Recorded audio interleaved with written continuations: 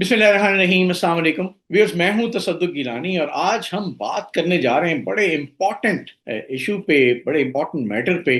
वो है American president Trump का विजिट चाइना का। उस हवाले से बहुत ज़्यादा बातें हो रही हैं, लेकिन इस मुलाकात में, इस सेशन में, इस व्लॉग में हम ये समझने की कोशिश करेंगे कि पर्दों के पीछे क्या छुपा हुआ है, असल में क्या बातें हुई। क्योंकि ये सिर्फ तिजारत की बात नहीं, ये एक बहुत बड़ी स्ट्रैटेजी है जो इस खत्ते के हवाले से इंपॉर्टेंट है। और चाइना ने कुछ बड़े क्लियर पैगाम भी दिए हैं इस हवाले से, प्रेसिडेंट ट्रंप को भी और पूरी दुनिया को। और चाइना क्या रोल प्ले कर रहा है, क्या इस मुलाकात के बाद चाइना और रशिया हेल्प करेंगे यूएस को और ईरान को कि वो सेटल डाउन कर लें अपने जंग के मैटर को, और अपना हुर्मस किसी हद तक खुल भी जाए और दुनिया एक नॉर्मल तजारत के मोड में आ जाए। लेकिन उसके लिए भी बहुत सारे चैलेंजेस हैं। आज ये सारी बातें हम समझने की कोशिश करेंगे। मेरे साथ एक बहुत यंग, बहुत टैलेंटेड शख्सियत मौजूद हैं, सरदार हशमत। यूथ लीडर भी हैं।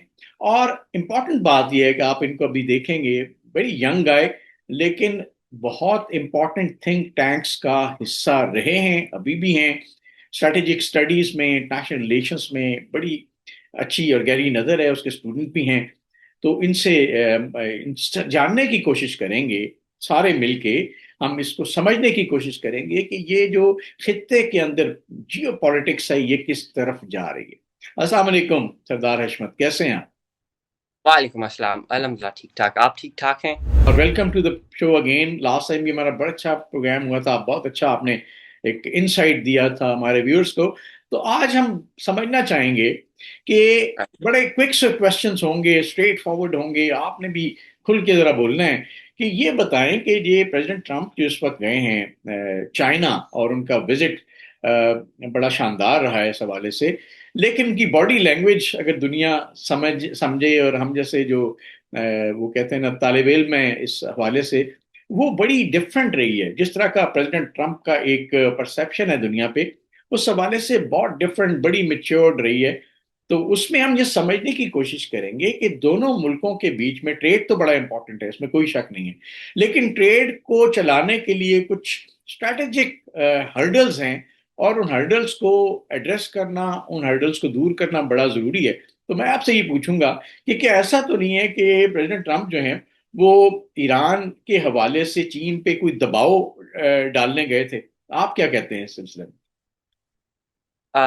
जी बिल्कुल। आपने जैसे उनकी बॉडी लैंग्वेज क्यूज़ को रीड करने का कहा, तो अगर हम सही मायनों में इस चीज़ को एनालाइज़ करें तो परहैप्स ये ट्रंप की सेकंड टेन्योर और इंक्लूसिव ऑफ फर्स्ट टेन्योर की जो अगर आप एनालिसिस लें और उनको ऑब्जर्व करें, और जो एक उनका एक गो टू पर्सनैलिटी टाइप है, उस एतबार से उस चीज़ को मद्देनज़र रखते हुए देखा जाए तो ये शायद ट्रंप की रिकॉर्डेड हिस्ट्री का सबसे रिलैक्स्ड एंड सबसे सबसे ज़्यादा जो है ना ये रिस्ट्रेंट, तमीज वाला भी आप कह सकते हैं, थोड़ा तमीज वाला ट्रिप। खामोश, तमीज वाला, डिप्लोमेटिक और सबसे ज्यादा रिफॉर्म्ड उनका फॉर्म जो है ना वो देखने को नजर आया। डिप्लोमेटिक उनका डोमिनियन, जो कि अच्छी बात है, रिफ्लेक्ट कर रहा है कि एक तो वो बिजनेसमैन है प्रीडोमिनेंटली, और उनके लिए जो ट्रेड रिलेशंस हैं चाइना और यूनाइटेड स्टेट्स के, वो कितनी सिग्निफिकेंस रखते हैं। और moreover sir, as far as Iran वाली बात, आपका second part of the question is concerned, and perhaps the basic part of the question is concerned कि ईरान और को रिलेशन क्या है।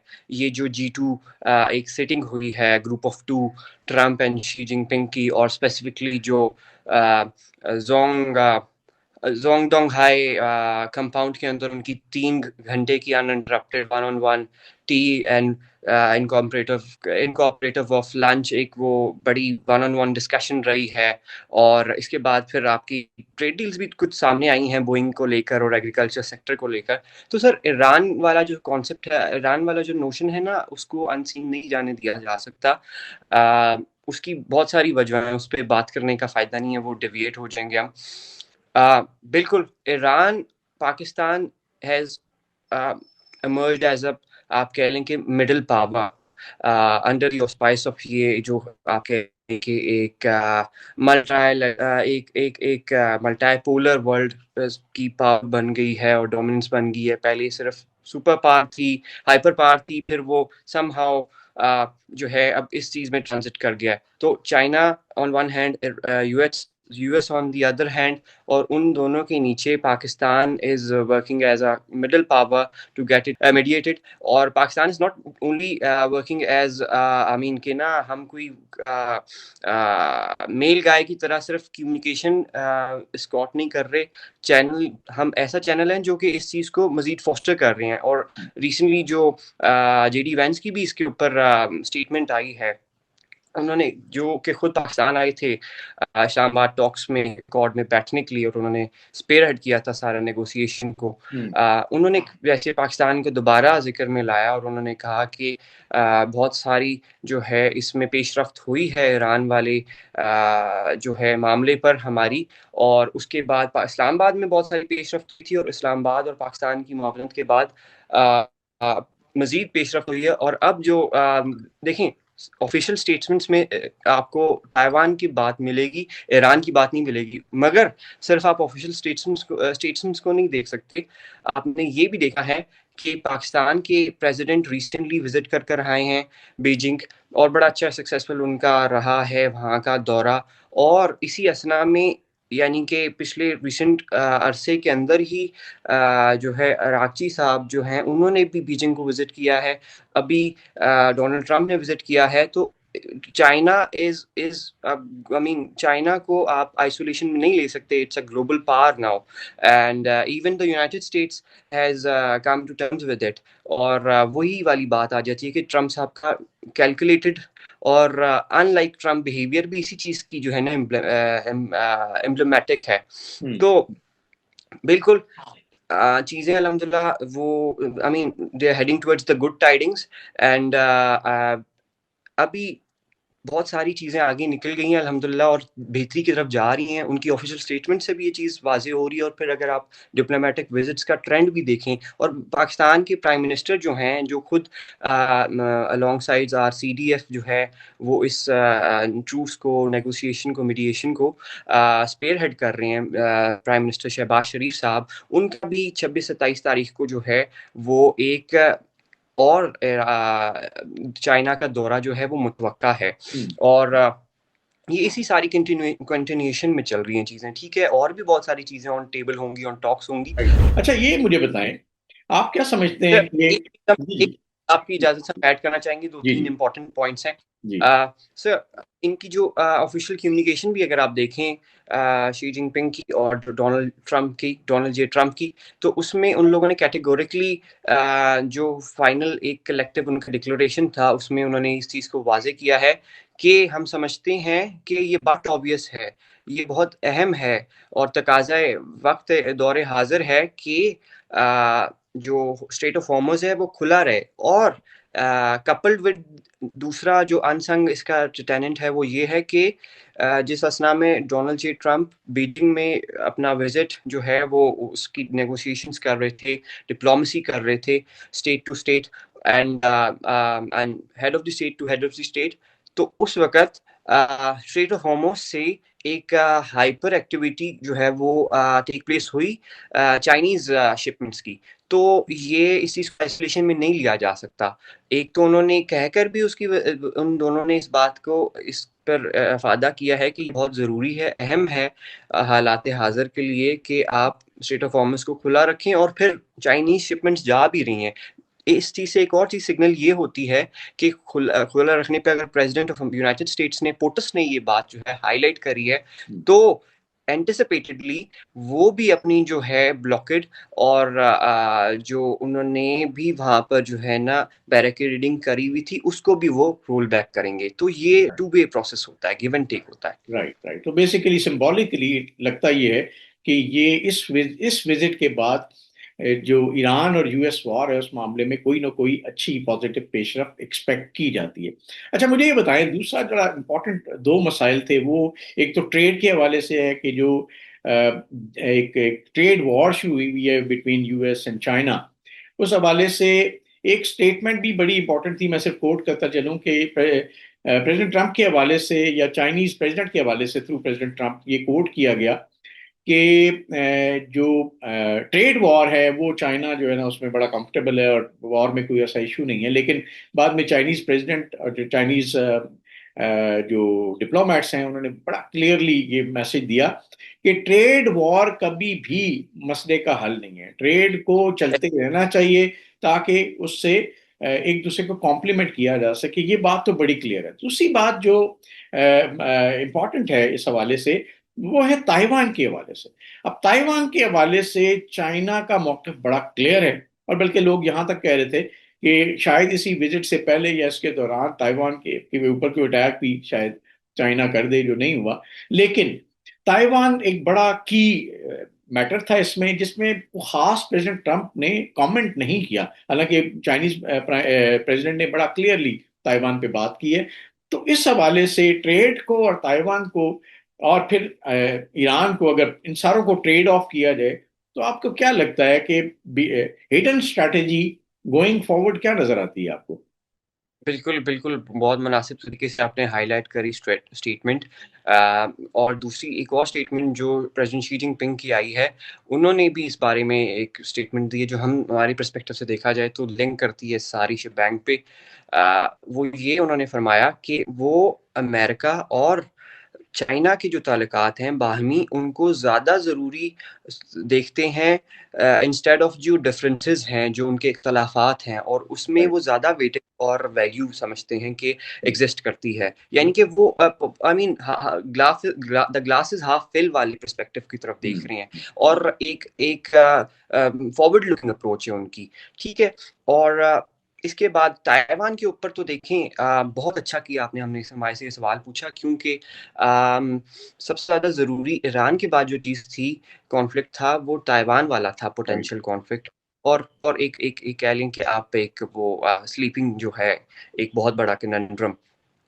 और बिल्कुल सही फरमा रहे हैं आप। बहुत सारी इंटरनेशनल क्लर्जी ने भी, एकेडेमिया ने, स्कॉलरशिप ने प्रिडिक्ट करा था कि China can embark upon some misadventure towards Taiwan or whatsoever, be it strategic operation या जैसे भी है, चूंकि रशिया ने भी अभी तक लेबल उसको स्ट्रेटेजिक ऑपरेशन कहा किया है, जो उनका ऑपरेशन और उनकी वॉरफेयर चल रही है to some from the other part, from the perspective of other part of the world, Ukraine के अंदर। तो मगर देखिए, चाइना ने फिर भी लोगों के कहने पे नहीं उन्होंने अमल किया। चाइना, वही बात आ जाती है, चाइना की जो स्ट्रेटेजिक आप कह लें रेकनिंग है या स्कूल ऑफ थॉट है, that is vested in the principles of Sun Tzu, or Sun Tzu believes in indirect warfare and indirect engagement and outdoing without fighting. तो इन ऐसी असना में जब एक सुपर पावर जो है वो उससे नीचे आ रहा है, एक मल्टीपोलर वर्ल्ड ऑर्डर में ट्रांजिट हो रहा है, इस वजह से कि वो इम्पीरियल ओवरस्ट्रेच हुआ है इकोनॉमिकली और पॉलिटिकली भी, और उसकी वजह से उनकी जो एक रेलेवेंस है और उनकी सेहत ही इंटरनेशनली और क्रेडिबिलिटी है वो अंडरमाइन हुई है। तो वो तो इस ट्रैप में अनफॉर्चुनेटली वो हुए हैं, फॉर्चुनेटली और अनफॉर्चुनेटली ट्रैप हुए हैं अफगानिस्तान की सूरत में, और बाकी आगे पीछे की जो भी मिसकैलकुलेशंस हुई हैं। यूनाइटेड स्टेट्स ने भी मार्को रूबियो ने कैटेगोरिकली कह दिया है कि यूनाइटेड स्टेट्स की जो पॉलिसी ऑन ताइवान है, that is unchanged.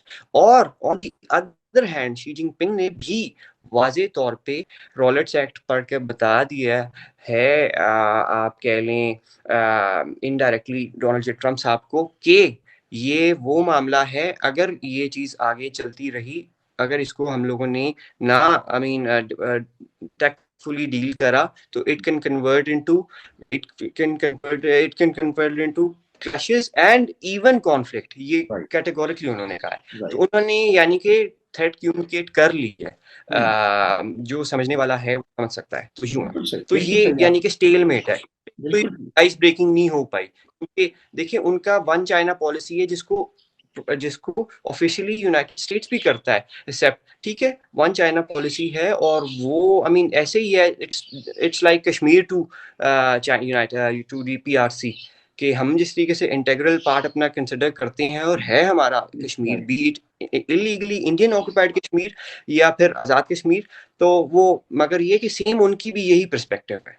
Thank you. Right, right. So basically as you said कि बहुत क्लियर पर्सपेक्टिव है चाइना का कि ताइवान पे किसी किस्म का समझौता नहीं होगा। और इट मेक सेंस क्योंकि जो इंटीग्रल पार्ट्स हैं उन पे समझौता हो भी नहीं सकता। अच्छा, मुझे ये आखिरी सवाल भी है और जरा तो कॉम्प्रिहेंसिव है, कोशिश कीजिएगा इसको मुख्तसर तौर पे समझाएं अपने व्यूअर्स को कि अभी पिछले दिनों आपको पता है कि बड़े अरसे बाद बन्नू पे एक अटैक आया, अफगानिस्तान से उसके लिंक साबित हुए। और पाकिस्तान की वाज़ेह वाज़ेह पॉलिसी रही है कि जैसे ही कहीं से अटैक आएगा वो जाके उन कैंप्स को भी हिट करेंगे जहां से ये अटैक्स लॉन्च हो रहे हैं। लेकिन इसके बावजूद पाकिस्तान ने सब्र का, तहम्मुल का मुजाहरा किया, ये अभी तक देखने में आया है। और कहा ये जाता है कि चाइना ने एक बड़ी सख्त वार्निंग भी दी है या बड़े सख्त सवाल भी पूछे हैं अफगानिस्तान से। और पाकिस्तान भी इस हवाले से चाइना कहीं कोई रोल प्ले कर रहा है कि इस खत्ते में अमन के हवाले से पाकिस्तान और अफगानिस्तान के बीच में भी कोई मामला तय हो जाए। और पाकिस्तान शायद इसीलिए सब्र तहम्मुल का मुजाहिरा कर गया, वरना हमारी पॉलिसीज बहुत क्लियर हैं और बहुत पॉजिटिव हैं कि जहां से पाकिस्तान की सरजमीन या पाकिस्तान के शहरियों पे खुदा न खास्ता कोई हमला आएगा तो वो जाके उसको डेफिनेटली वहीं पे टैकल करेंगे जैसे पास में किया।